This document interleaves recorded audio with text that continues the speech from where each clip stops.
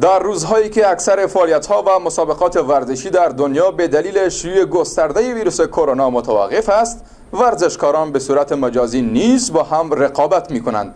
مسابقات بین المللی سوکیوکوشن کاراته که با میزبانی کشور شیلی و با اشتراک 141 ورزشکار از سرتاسر جهان برگزار گردیده بود، ورزشکاری از افغانستان نیز موفق به کسب عنوان سومی این مسابقات گردیده است. همکارم الیاس نیازی به سراغ این ورزشکار رفته است و از این افتخار گزارش تهیه کرده است.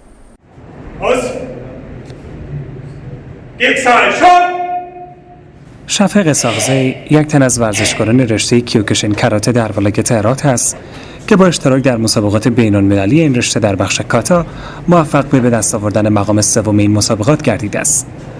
شفیق اسحاقزی میگوید که در مسابقات کیوکوشین کاراته که با اشتراک 141 ورزشکار از سرتاسر جهان با میزبانی کشور شیلی برگزار گردیده بود، موفق به دست آوردن عنوان سومی این مسابقات گردیده است. رشته کیوکوشین کاراته در دو بخش مسابقات برگزار میکنه.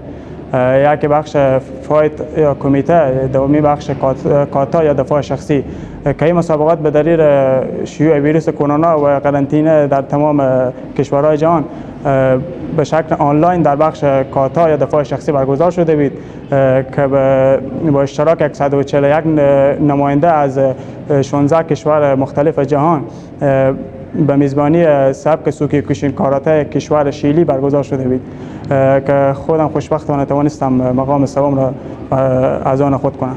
غلام جیلان محمدی یک تن از استادان این سبک رزمی و نماینده ارشد سازمان جهانی تاتاکای کیوکوشین در ولایت هرات میگوید که این رشته ورزشی در میان جوانان یک رشته کاملا جدید هست که علاقه‌مندان زیادی را نیز به خود جلب کرده است. آقای محمدی میگوید که این رشته بخشی از رشته کاراته است که با طراحی متفاوت ورزشکاران آن را انجام میدهند. یک سال میشه که بنیانگذاری کردیم و تقریبا هنرجویان علاقمندی زیاد داره که هم یکی از شاخه‌های کیوکوشین است که به صورت دو حالت مبارزه کار میشه، یک حالت کیوکوشین سابقه، یک حالت به صورت آزاد برگزار میشه و بیشتر روی تکنیک‌ها و اینا بیشتر کار میکنه. شفیق اسحاقزی نامآور این رشته ورزشی جدید در کشور میگوید که نسل جوان باید با پشتکار و تلاش بیشتر برای موفقیت افغانستان در میدان بزرگ ورزشی تلاش کنند. ورزش کنم، رو بیارم به ورزش، چون که آینده کشور ما دست ما جوانای و از طریق ورزش میتونیم برای کشور خود افتخار بیافرینیم و میتونیم از کارهای بد و مواد مخدر و اینا دوری کنیم با رو آوردن به ورزش. رشته رزمی کیوکوشین تاکید زیادی بر روی تمرینات تنفسی و استقامتی دارد.